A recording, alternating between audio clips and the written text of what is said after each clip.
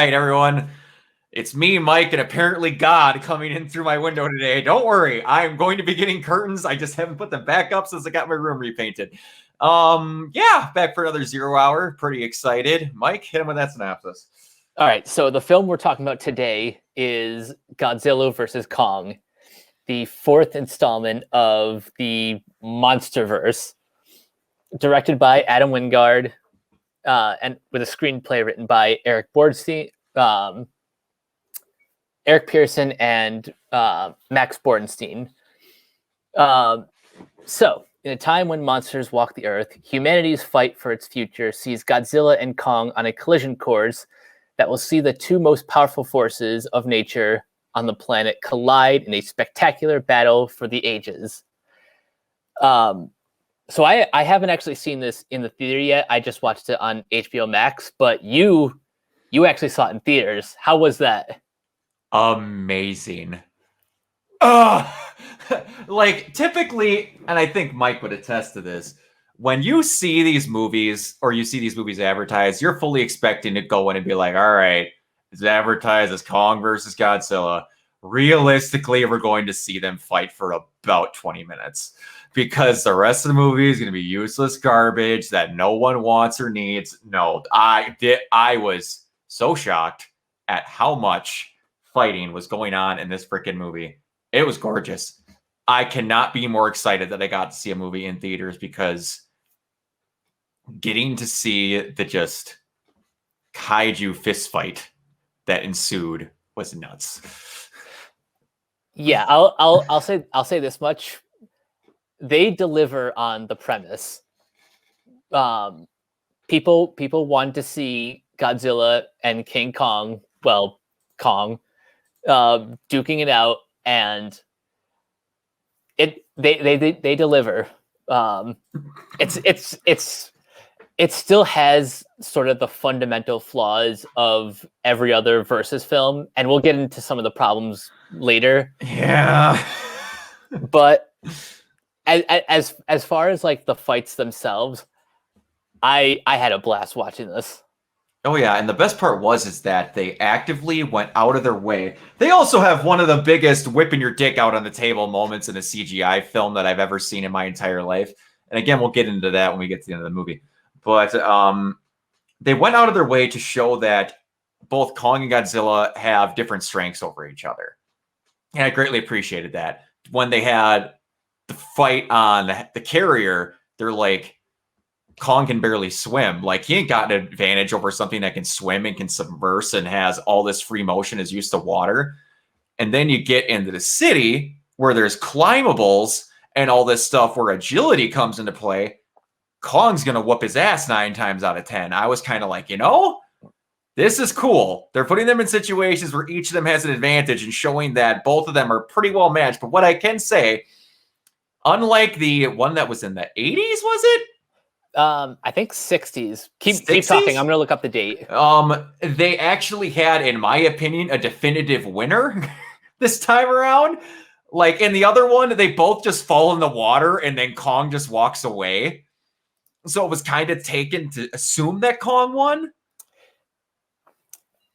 That is kind of the assumption.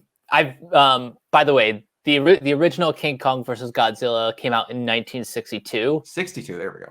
Okay. And naturally, there are two different versions. There's the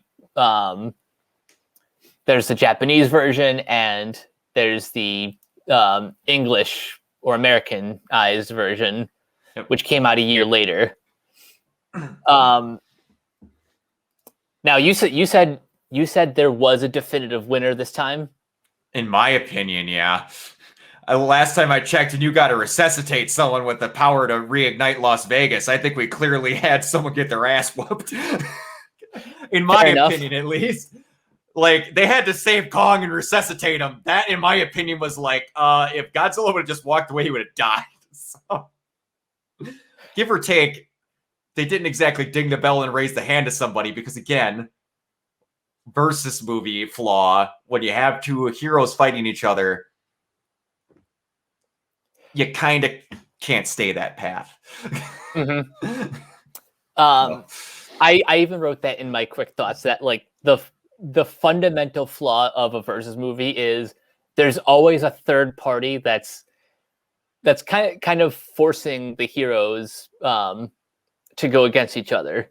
Like you know, of the most recent examples, and yes, they are superhero movies. Batman v Superman was instigated by Lex Luthor. Captain America: Civil War was, you know, it was Zemo all along. Yep. And this time it's shocker, another evil corporation. This time they are the Apex Corporation or Apex Cybernetics. Yeah. And full disclosure, these reviews are full of spoilers. Yeah. So, and even then, this was kind of teased in the trailers. Apex is the company responsible for Mechagodzilla. Yep. If you watch the trailer, and I didn't see it in the trailer, someone had to show me a freeze frame. Mechagodzilla's in that trailer for about 0.2 seconds. Why did you need to show that? I don't understand it. I wish they kept it a surprise.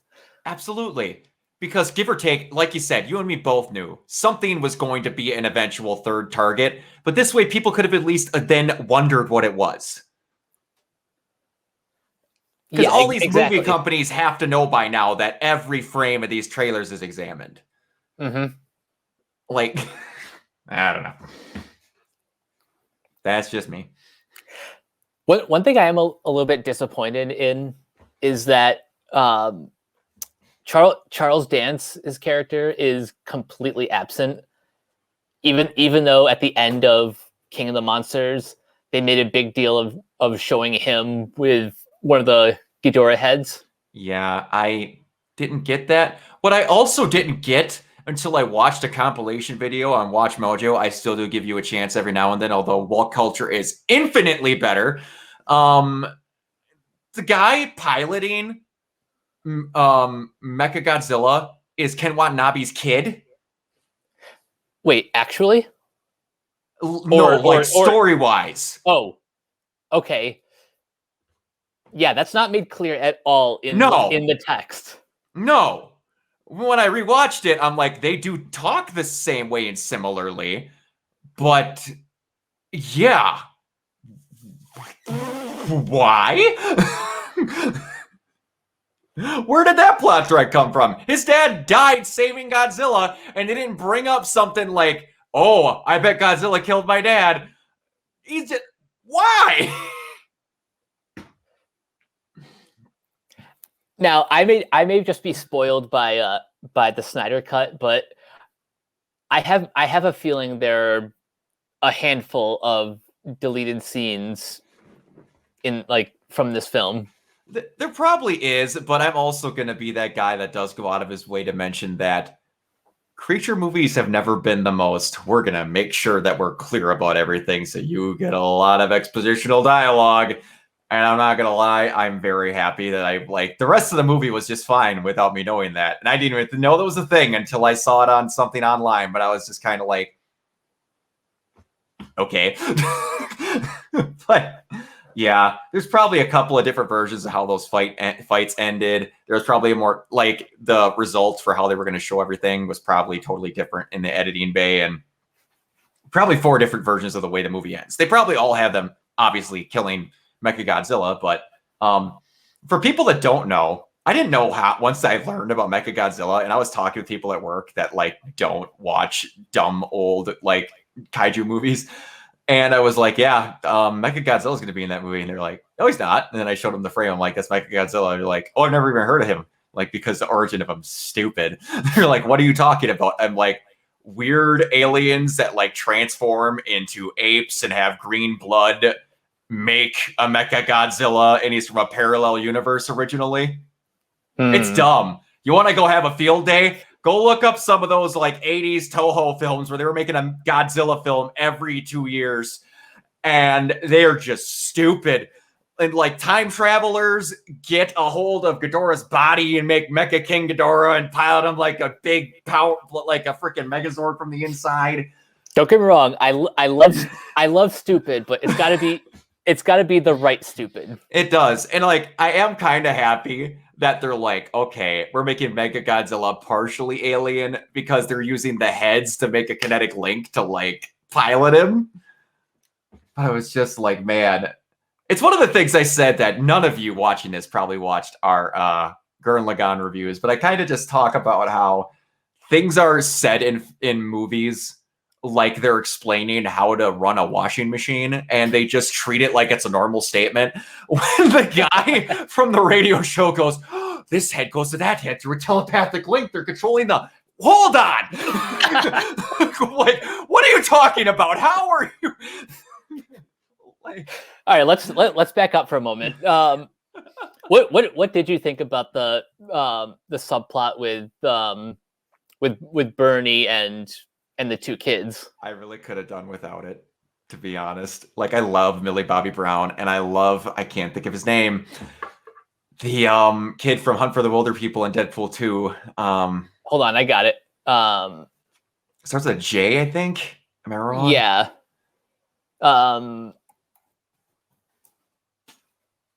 Give me one sec.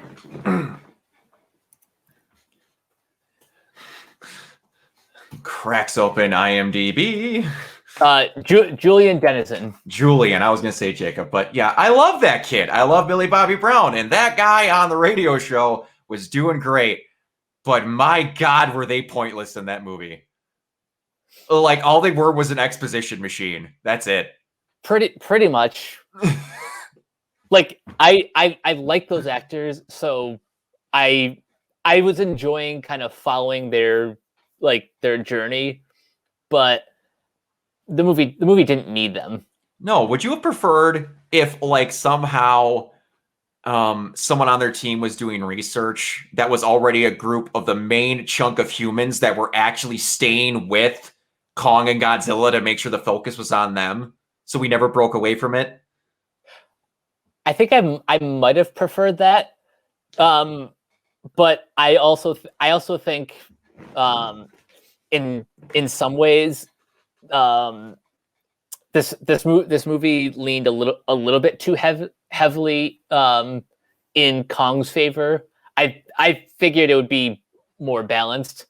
But then that's probably why you have Bernie and Madison and her friend doing all that nonsense. Do you feel that we got as much more with Kong in this film? And obviously, this sounds like a dumb question because Godzilla's gotten 2 movies at this point. It's possible. Like they've kind of unintentionally like created a pattern. It's like the first one was Godzilla, then it was Kong Skull Island, then King of the Monsters, and now this. Yep. So it's like the odd numbers are Godzilla, the evens are Kong. You're not wrong. It's gonna be weird when like they obviously left this wide open, except like the only things that are... Someone approached me at work after we were talking about this. They're like, "Are they done making those movies?" I'm like, maybe. Like, there was no end credit scene. It's just basically like Kong and Godzilla. Like, the only spare thread after this fight is that there was a Mothra egg found, and it's in the credits of King of the Monsters. Like, that's it. I hope there's more. I hope because I've been looking at the box office returns for this movie, and it's doing okay. At like all things considered, we're still in a pandemic, but like that being said, the domestic numbers have looked pretty good with that asterisk. Also, it didn't make like $190 million just in Japan, or was it China opening weekend? Didn't it like do stupidly well? I'm pretty sure it did. Yeah. So, it like in a movie again, this movie did not need to have like... expectations were low for as much as we were going to see them fight. They fought a lot, and when I was talking about throwing your dick out onto the table and showing that you weren't scared. Like, and you notice this, obviously. When I talk with a lot of people, one of my biggest criticisms, and was one of the things I hate about Wonder Woman 84, is that whenever there's a giant CGI fight, you can tell when they're scared or that the CGI is gonna probably be bad when it is dark as hell outside. Oh, yep, I know So they exactly can what hide you're talking about. so they can hide the effects. And then I was like, all right, the fight with them on the carrier, that was in broad daylight. I was like, sweet. They have confidence in themselves. And it shows like the cool effects, like them under the water, a little bit in the air. This I was like, wow, special effects team deserves a lot of applause. And then they're in the city in Tokyo where they're showing all of the glass reflecting off of it and Kong jumping off of everything. I'm like, all right, it's at night. They're still doing really good. But when Mechagodzilla comes out, it's going to be at night because it's going to be a big hodgepodge fucking mess with all these people. Nope. And then when that gate opens and all of a sudden it starts to be daybreak, I'm like, oh my God. They're that confident that they're purposely going, no, you're going to see all of this going on. I was like, ah! So I have to ask, of the let's say 3 major fight sequences, which one was your favorite? I think it might be the one in the city. Like, give or take, you have all 3 of them, but they did a lot in that city. Like, with them falling around and jumping off of stuff and cracking through tables. I don't remember if it's during the 3rd act fight, but when King Kong gets up and resets his shoulder on a building, I was like, that's the coolest thing I've ever seen. Yeah, when I heard his shoulder crack, that's when I said in my mind, like, oh shit's about to go down. Oh yeah, he's about to wreck some shit. And yeah, I think it's the one in the city because I think they did the most with it. And I honestly, my favorite part in my most badass part in the entire film is not even in one of those fights. And they never address it afterwards. Wait. Is it when Kong is in Hollow Earth and he like rips open one of those like reptiles and just starts drinking the fluid? It's drinking the fluid. I thought you almost had it. It's when he's in Hollow Earth and he sets the axe down and it starts energizing that weird Godzilla energy, and then Zilla goes, okay, I don't like that. It starts laser blasting through the middle of the earth until he hits where Kong is at from Tokyo. Okay, yeah, that was pretty badass. I was like, they just went out of their way to show that they have to go however many 100 miles an hour and go through this weird time-space continuum loop to like get to where this is. Godzilla's like, nah, brah, fuck that science shit. I'm a laser clean through the earth to there. And they're just like, oh, yep, so how are we going to fix this big hole? Nah, don't worry about it.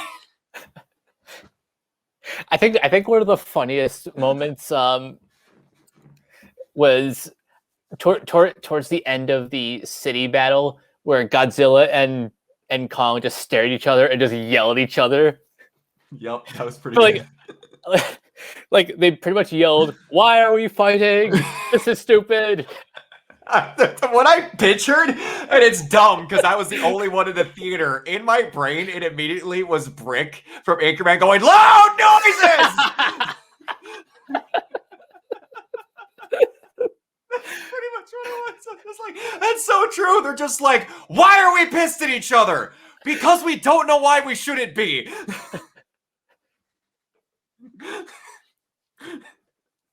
Oh, it was great. And then the fight's over. They're just like, we're cool. We're cool. You go that way. I'm going this way.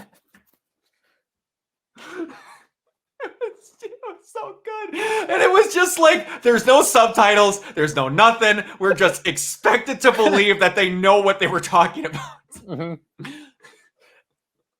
Like, I think the only thing missing was like the two of them doing like that we're cool head nod. Yeah, pretty much. And that was and honestly, the reason probably why you didn't see it was did you read that interview with Adam Wingard about Toho's demands? I don't think so. Okay, so Wingard, like I don't know when he did the interview, but I read it after I got home from the theater, and he was talking about how Toho had one demand that Godzilla was not allowed to emote. He wasn't able to like sit down and be petty and whatever or be upset. But Wingard was like, there's one moment in that film where Godzilla smiles. We just had to be really, really coy about it and go rewatch it. You will know when it happens because it looks like he's intimidated or about ready to attack, but he's clearly got a mile-long smile on his face, and it's real good. Where where is it? Just so I can't remember the exact moment, but it's after he gets to Tokyo. Okay, I'll keep an eye out for that. Keep an eye out. It's in there, and it looks like he's about ready to be attacked, but the way that his mouth curls, you could definitely see he's smiling. Yeah, that was the one demand they had. And that was the only time it's whatever. It's like they had Kong go through all these emotions, so I thought that was cool. Also, MVP of this movie, don't know what the actress's name is, but it was the deaf girl. Hold on. Who is actually, for people that don't know, an actual deaf girl, which I thought was really cool. Yeah, that actually was cool. Hold on, I'm trying to find her name. Okay, her name is Kaylee Huddle. Kaylee Huddle. Nice. And her character's name is Gia. Gia, yes. Like so, that moment. Yeah, she is a young mute orphan. Who I guess is like, I guess one of the indigenous people of Skull Island. Yeah, I think they said something about like her parents died in one of the attacks, or like one of the monster attacks or something on Skull Island. Yeah, so Rebecca Hall's character is sort of like her adoptive mother. Yeah, that moment in the film where she's talking with Rebecca Hall, and then she's just like, what do you know what he's saying? Because he's been listening. And then they like look and the whole crew realizes that Kong understands how to speak sign language. It was just like, ah! That kind of reminded me of the scene in Rise of the Planet of the Apes where Caesar says for the first time, "No!" Yeah, it is among that. It's just one of those light little things that does so much. Oh, and I know for a fact that there's going to be some freaking The Flash thing when they do the CinemaSins for this movie. I just know for a fact there's going to be. Or, you know what it's probably going to be? They're going to use the clip from Justice League saying, I've learned sign language, specifically monkey or gorilla sign language. But yeah, this was amazing. This was worlds better than I expected it to be. I was not expecting this movie to be bad under any stretch of the imagination. I just wasn't expecting the amount of these two fighting in this movie because those two are expensive beasts to make on camera. Oh, yeah. Oh, I want them to get their money back.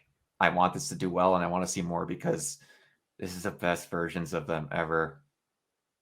Yeah, as far as like the CGI and the visuals go, this just looks stunning. Mm-hmm. The little woman was like catching a fish. Yeah, that's like his breakfast. Yes.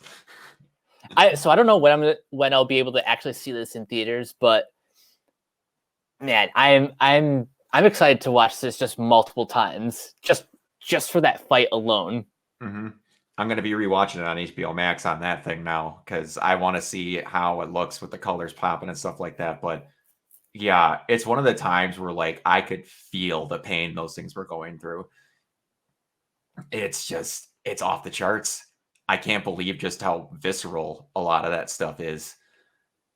And they weren't holding back. It wasn't just like, we're going to have a really slow attack and then it takes Godzilla 5 minutes to get up. Like, no, they were just going.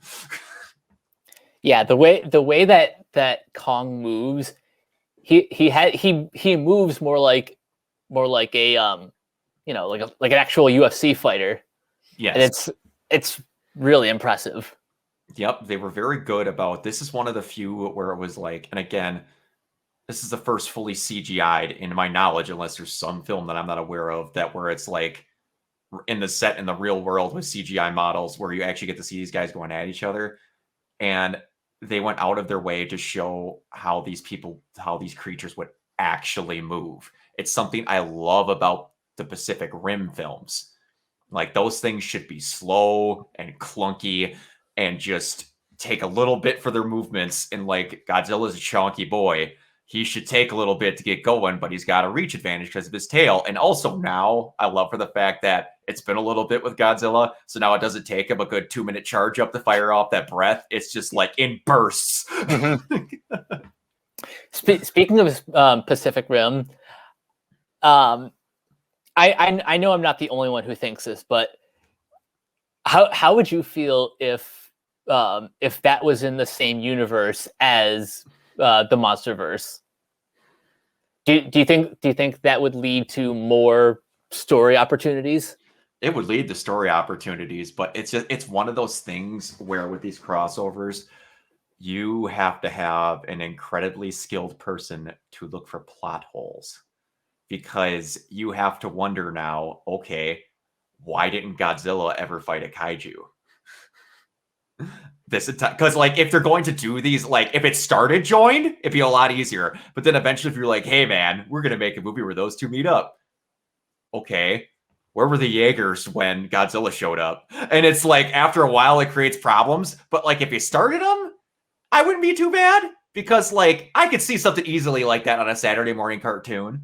And that's essentially what these movies are Saturday morning cartoons with really big budgets. So like, if you had a moment where Godzilla was like, I mentioned Gurren earlier. I'm a giant fan of just big things beating the shit out of each other. Big fan. And if I get to see Godzilla marching in the battle backed by Gypsy Danger, I'm not going to complain. But it's just a thing where it'd be very hard to pull off, I'll put it that way. But I wouldn't mind seeing it.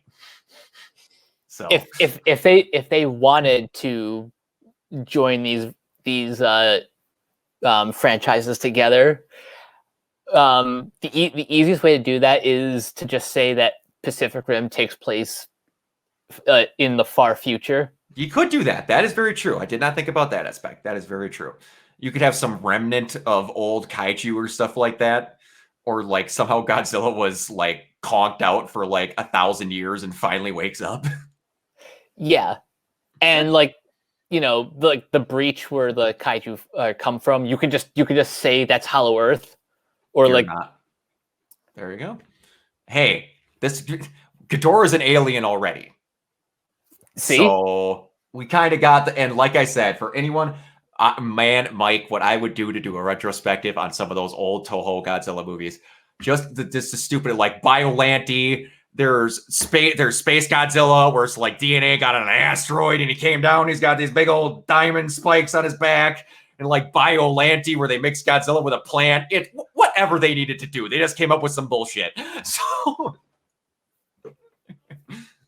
we might cover those on either a Fresh Takes or 0 stars, depending on how we feel. Man, I can tell you right now, most of them would be a Fresh Takes if I was just having fun of it. But if we came close to that Matthew Broderick disaster, that would be the 0 stars of 0 stars. You know what? I'm not a fan. I'm not opposed to covering that one. Okay. On one condition. I have a friend who unironically loves that film. So okay. We'll talk more off camera. You know what actually would be kind of fun to do? We're not committing to this whatsoever. We should watch that one, and then we should watch Godzilla Final Wars. Oh my god, yes. Because Godzilla Final Wars has everything in it. I mean, fucking everything, including that Godzilla. He's in it for like 30 seconds. Yep. That would be something I'd be very interested in. We will talk about that off camera.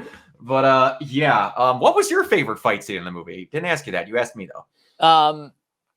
It's honestly kind of a tie between the city and like the city fight in the middle, and like the final showdown between Kong, Godzilla, and Mechagodzilla. I think everything about that third act was just incredible. Like we mentioned earlier, like the fact that it all takes place in broad daylight makes the CGI more impressive. Mm-hmm. And I think this is the best that Mechagodzilla has looked on film. And if I'm not mistaken, this is the first time he's been depicted like as a CG model as opposed to like his previous appearances. You might not be wrong. I just have to remember if Mechagodzilla was in Mechagodzilla, Godzilla Final Wars, because I know they had some stuff in there that I think was partially. I don't remember. He might be the first time. Oh, Mechagodzilla is in that, but that looks like one of the. It looks like What? one of the suit models. Okay. Yeah, I think it might be the first time he's fully CGI'd. I could be completely wrong because I, again, have not seen all of them, just seen a good chunk of them. But yeah, he looked cool, and he was a lot more when they normally show Mechagodzilla. Like he looks a lot more like a Megazord, and this one he actually looked like an endoskeleton of like what Godzilla would look like. So that was pretty different, but I like that. It was very different. One thing I couldn't help but notice is when the pilot was kind of controlling him, the first thing that came to mind is Mechagodzilla an Eva unit? He kind of seemed like it. You're not wrong. Like I was also watching the CinemaSins before this, and there was just like they had the thing. I was watching all the kaiju type of movies to see how they compared and stuff like that. I watched Uprising, and they had Cruel Angel Stasis playing over when they had the intertwines. It's like oh man, but yeah, he kind of is an Ava unit if you look at it that way. The telepathic link, it was kind of like that. The sync with it, but yeah, that was a cool way to, again, like I said, random. Hold on. While we're talking here, I was gonna say I'm gonna look it up. I wouldn't even know how to look it up. The aliens that control Mechagodzilla. Aliens that control. I even be able to find a picture of them. Black hole planet aliens, man. I wouldn't even.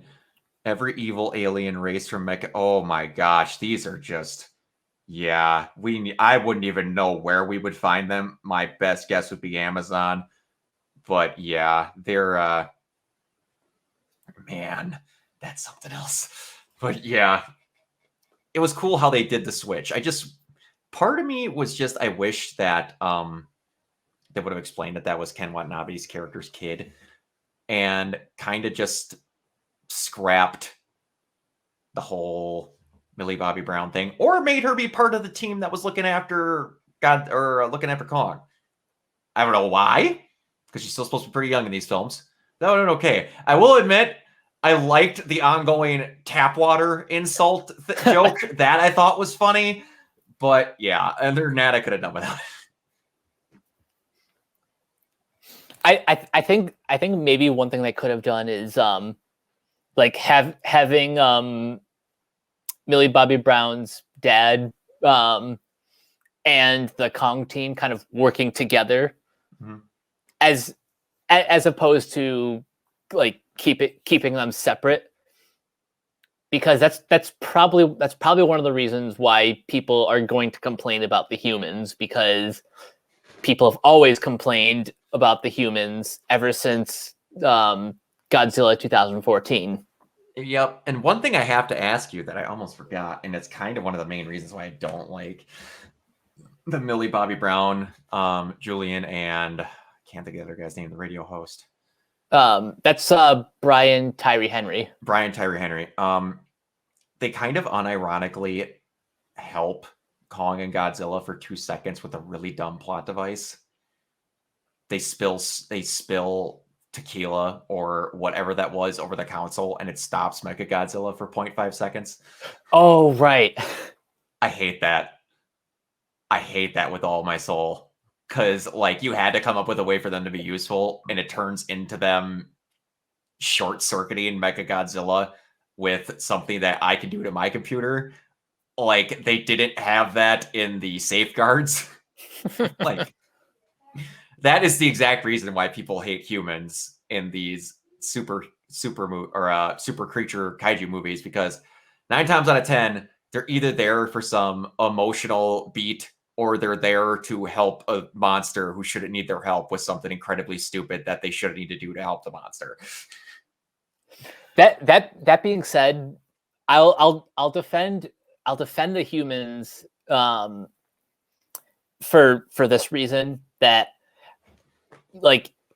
you do need some sort of eye level or like an audience POV to get you emotionally invested in the conflict. Yeah, and I liked how they started with that. Honestly, I liked how their storyline started versus how it ended. Because that guy, give or take a little bit easily, getting into Apex and then looking at all that stuff, that was cool. Like how they actually showed the heart of Mechagodzilla being in there. I was like, that was actually kind of sweet. Now they were showing why Godzilla was going in there. That was a nice touch. Just, it kind of petered out toward the end. But I get what you mean. And they had the makings of that. I just think that when they started it, they didn't quite know how to end it. Yeah, I think that's a fair criticism. Because honestly, when I go back and I was thinking about these, I like the human involvement in King of the Monsters, like with the orca and helping drag them to Fenway and stuff like that. I didn't mind that. That could have been done like a little bit better, but you actually had like a human villain in that movie outside of Ghidorah, kind of, with the mom there thinking that they need to reset everything and have this giant whatever. That is the most Godzilla movie plot ever to Godzilla. So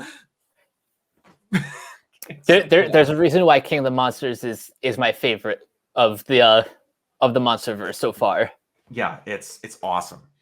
I'm just that this is gonna be a really sad, somber moment here.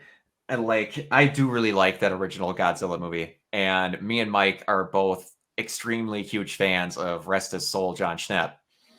Mm-hmm. But one thing that he consistently bitched about with that movie was the fact that it always turned away from the action right when it was getting good with Godzilla. And it really made me upset when I was watching this, where I was like, man, he would have been so happy, and he would have been near dry humping John Campea with excitement talking about all of the action that he got to see in this movie. Yeah, he would have loved both King of the Monsters and Godzilla versus Kong. Yeah, he would have. I think about that like anytime we talk about like these huge geek properties, like another one that Snyderverse. Yeah, he would have gone apeshit over Zack Snyder's Justice League, and I don't know if you're watching Invincible on Amazon Prime, but I was waiting until I got that thing. He would have loved that too. Yeah, I saw the good old Connor. I saw the Twitter exchange with you, Connor, on Twitter, and oh boy, that's a conversation for another video. But yeah, I'm quite excited to watch that, because again, it's things that could be done in different ways, and that people go watch Invincible. I'm going to next weekend because I've got nothing going on, and I've got streaming in this going on this, so I wasn't able to. But the cast is stacked and it looks awesome. Oh yeah. But going back to this movie, and anything we left out? What did you think of the whole idea of Hollow Earth? Like they've alluded to this where they had like the subterranean cave or the and the subterranean tunnels that Godzilla would go through to like get around. And then they had that temple and stuff like that. And they kind of alluded to it with the skull crawlers and things like that. Did you think what was your opinion on them showing that they basically had a whole nother Earth inside the Earth?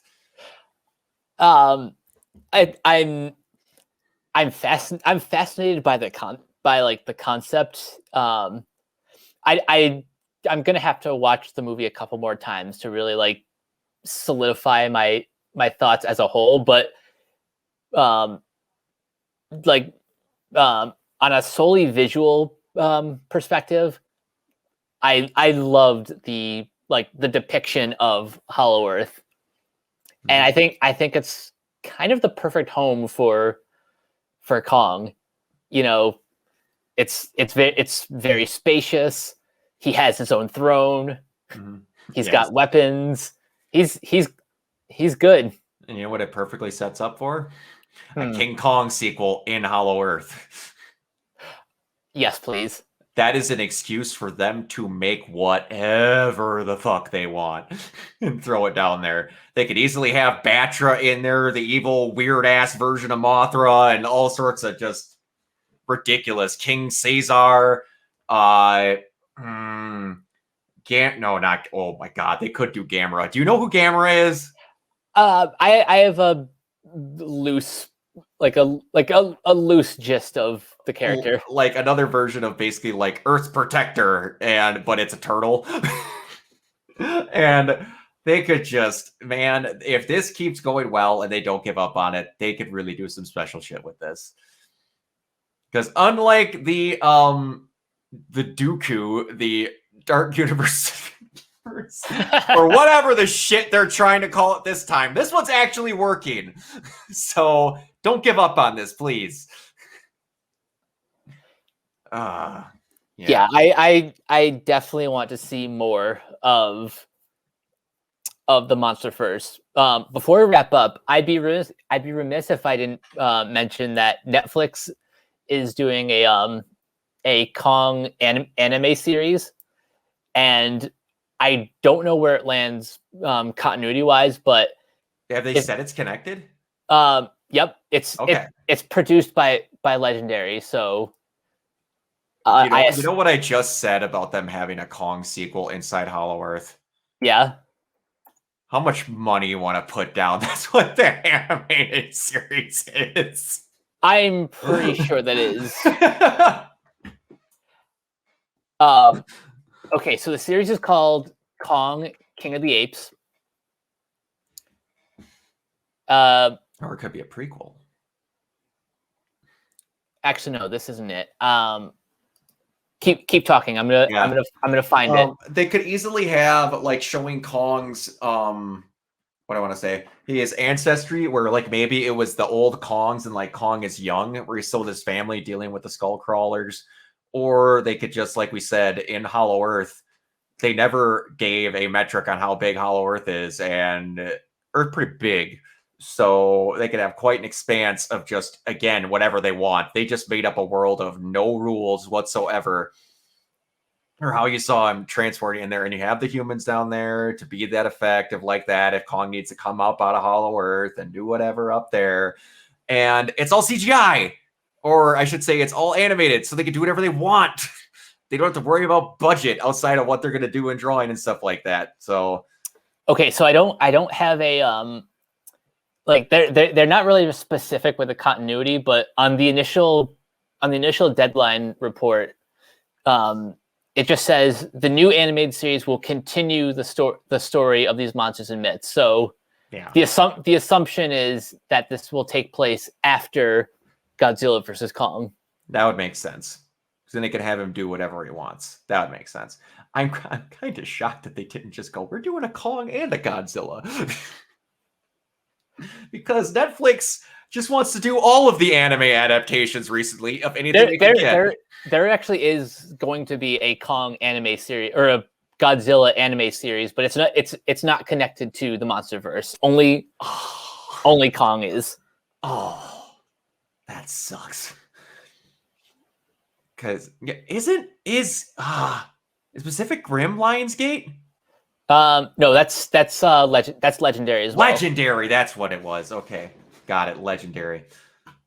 Man, or yeah, Legendary. I mixed up the wrong things there. I was just like, they've got free reign to whatever properties they want under the right title. But yeah, man. So out of all of them, before we get going here, you said that King of the Monsters was your favorite. What's your ranking here? Okay, so before I rewatch everything again. Off the top of my head, my ranking is number 1, King of the Monsters. Number 2, and I'll be honest, number 2 and 3 are tied.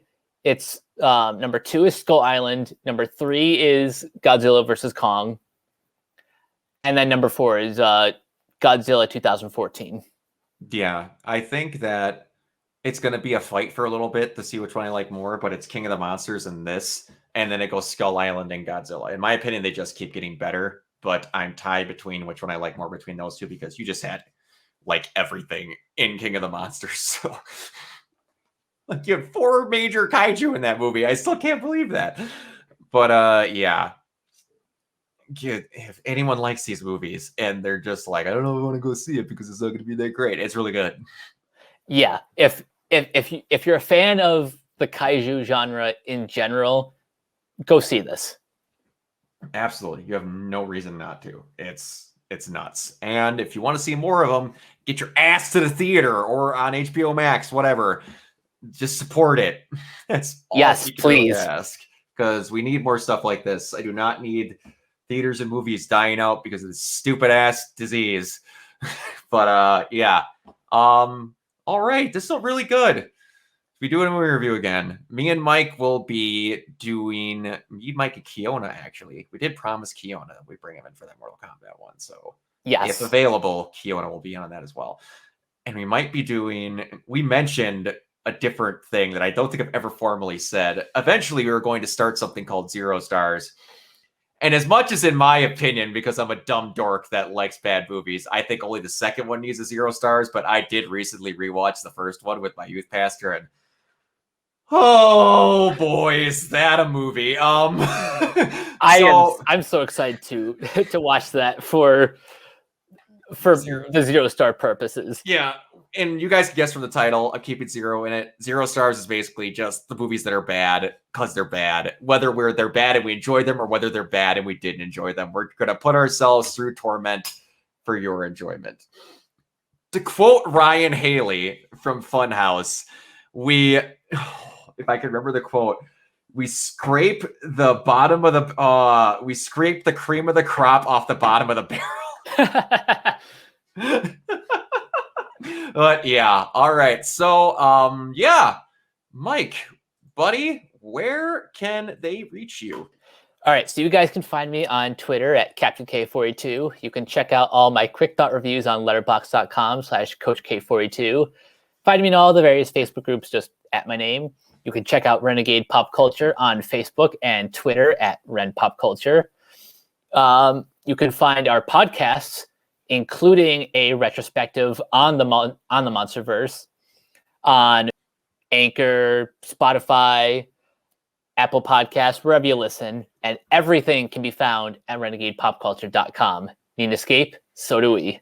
Absolutely. You can find me at Organized Zero on everything, streaming, all that good stuff, Twitch, YouTube. I technically have a Facebook page, but I really don't have it for anything because I was going to start cosplaying, and then the world shut down. But yeah, so we will see you guys next time, and it'll be Mortal Kombat next time, so catch you later. Peace.